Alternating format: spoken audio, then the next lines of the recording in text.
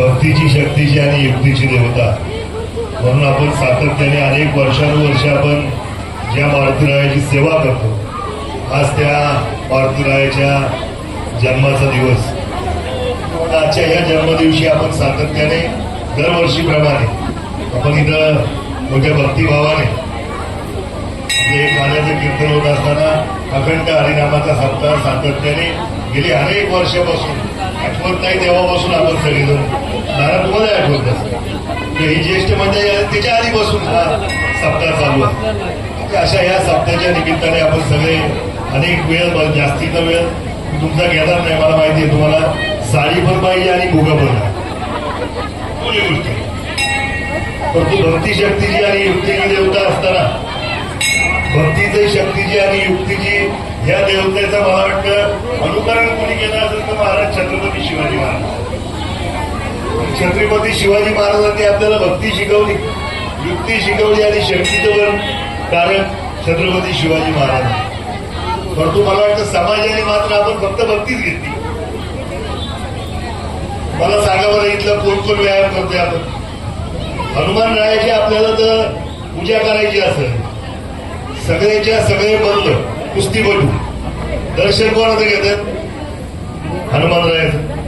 परंतु आपल्यापैकी किती मंडळी दर्शन घेतोय, मी भक्ती करतोय म्हणते, परंतु ज्यांनी आयुष्यभर असे अनेक प्रचंड पराक्रम केले ते मला वाटतं शक्तीच्या माध्यमातून केले.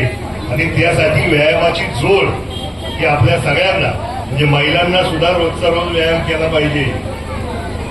तुमच्याकडे आता डायबिटीज वाढला, बीपी वाढलाय, बरोबर ना?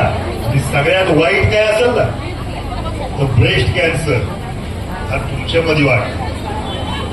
आणि याच्यासाठी इथं आता महाराज आपण कुठेही गेलं तर कीर्तनाला महिला भगिनीच जास्त.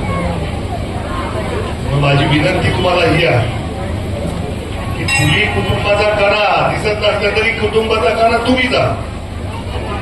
तुम्ही तुमची स्वतःची काळजी घेतली पाहिजे. आणि जर हनुमंतरायाच्या आपल्याला दरवर्षी सप्त्याला यायचं असेल, बरोबर ना, तर मग मात्र व्यायाम करणं गरजेचं आहे. हनुमंतरायाच्या चरणी आपण सगळ्यांनीच, आमच्याकडे तरुण वर्ग इतका मोठ्या संख्येने आहे, हनुमंतरायाकडून आपण काय घेतलं पाहिजे?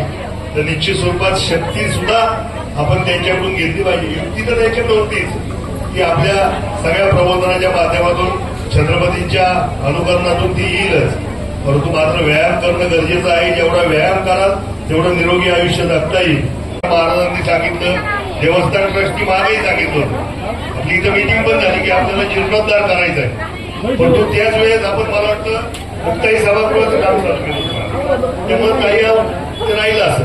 परंतु ज्या ज्या वेळेस आपल्याला जे काही करावं लागेल त्या त्या ठिकाणी आपली सगळी ग्रामस्थ मंडळी, मग मुक्ताई देवस्थान काही गावाच्या बाहेर तर नाही, आपलं जे गावाला, मग ती सगळी मंडळी असतील किंवा आपल्या समस्त ग्रामस्थ असतील, त्याचबरोबर सगळे आपले देवस्थान, आपल्या ग्रामपंचायत असेल, जिल्हा परिषद असेल, आमदार असतील, खासदार असतील, ही सगळी मंडळी आपल्या मागं भक्कमपणे पाठीशी उभी राहतील. हा शब्द देत असताना तुम्ही सांगाल त्यावेळेस, सांगाल त्या ठिकाणी आपण हे जीर्णोद्धाराचं काम कधी करायचं काम चालू करून आपण खरंतर या संदर्भात गाव बैठक घेतली पाहिजे. आपण नेहमी घेतो तशी.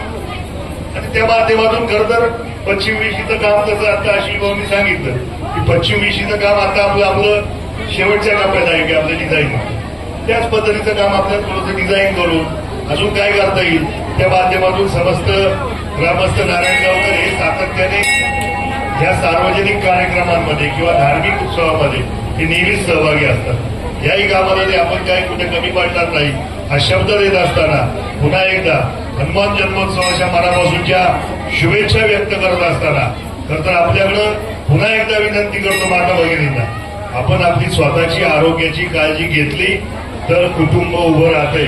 माझ्याकडे स्वतःच्या अनुभवावरून सांगतोय, आई गेल्यानंतरची जी परिस्थिती होती ती मी अनुभव, म्हणून माझी विनंती आहे की आपण सगळ्यांनी स्वतःच्या पहिली परिवाराची काळजी, कुटुंबाची काळजी करत असताना स्वतःच्या आरोग्याची देखील काळजी घ्या.